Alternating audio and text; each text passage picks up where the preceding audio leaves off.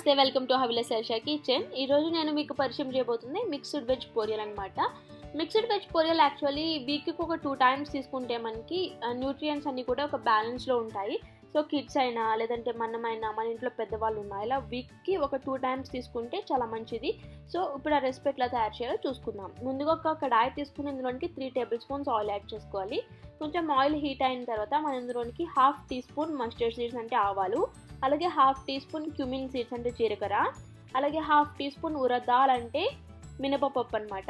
ఇవి అన్నీ కూడా చక్కగా కొంచెం ఫ్రై అయిన తర్వాత ఇందులోనికి 1/2 కప్ బాగా కట్ చేసుకున్న ఆనియన్స్, అలాగే కొంచెం కరివేపాకు వేసి ఒక 2 మినిట్స్ పాటు ఫ్రై చేసుకోవాలి.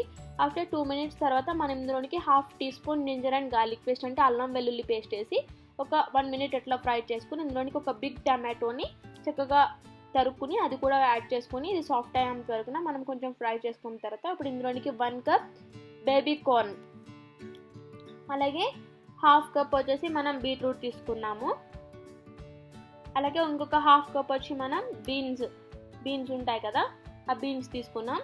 అట్లానే నేను ఇక్కడ 1 కప్ వచ్చేసి క్యారెట్ తీసుకున్నాను. మళ్ళీ ఇక్కడ నేను 1/2 కప్ వచ్చేసి క్యాప్సికమ్ తీసుకున్నా. అన్నీ కూడా క్యూబ్స్ లాగా కట్ చేసి పెట్టుకోవాలి మనం.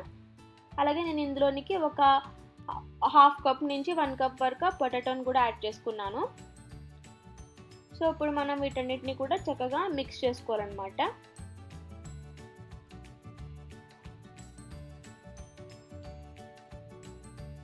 ఇప్పుడు ఇవి కొంచెం మిక్స్ అయిన తర్వాత అందులోనికి మనం కొంచెం పెప్పర్, అట్లానే 1/2 టీ స్పూన్ టర్మరిక్ పౌడర్, అట్లానే సాల్ట్, మీ టేస్ట్కి ఎంత సాల్ట్ సరిపోతుందో అంత సాల్ట్ యాడ్ చేసుకుని చక్కగా వీటన్నిటిని కూడా మనం చక్కగా కలుపుకోవాలి.